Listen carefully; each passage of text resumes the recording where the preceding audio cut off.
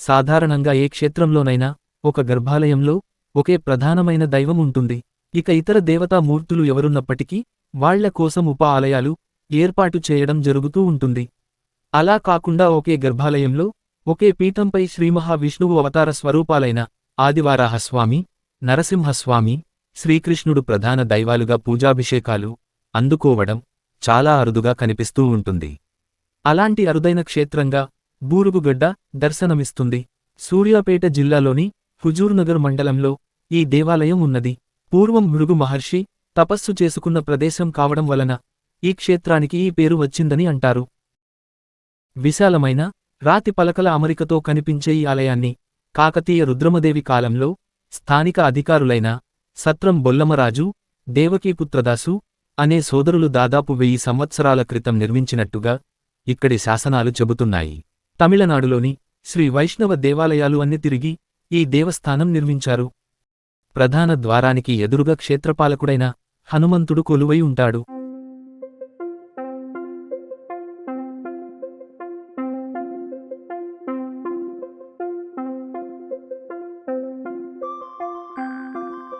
ఈ మంటపానికి అనంతమంటపం అని పేరు. మంటపంలో ఎడమవైపున 20 అడుగుల పొడవైన అనంత పద్మనాభస్వామి శిలారూపం దర్శనమిస్తుంది.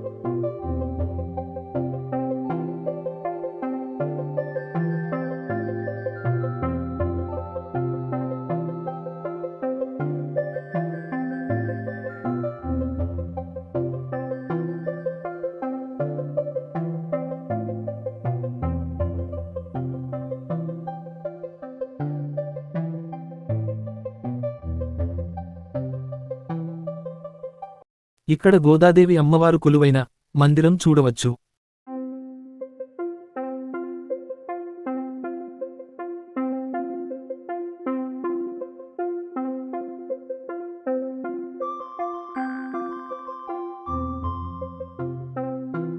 సాధారణంగా ఆయా వైష్ణవ క్షేత్రాల్లో 12 మంది ఆళ్వారుల మూర్తులు చాలా చిన్నవిగా ఉంటాయి. కాని ఈ క్షేత్రంలోని ఆళ్వారులు వరుసగా భోజనానికి కూర్చున్నట్టుగా ఉంటారు. నిజంగా ఆళ్వారులు ఇక్కడ సజీవంగా ఉన్నట్టుగా అనిపిస్తుంది.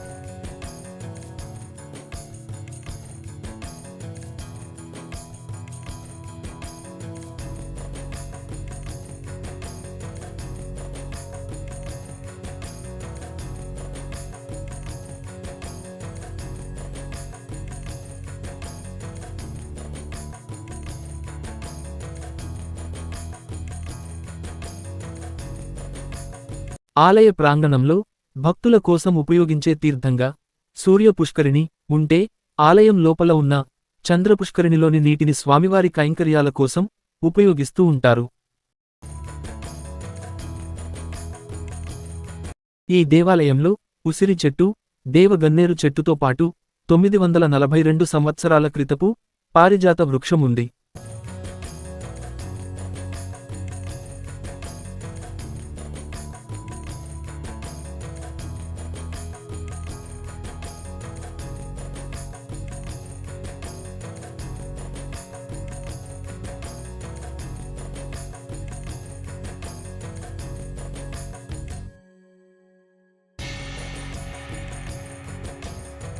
ఇక్కడ ఆ కాలం నాటి శిలాశాసనం చూడొచ్చు.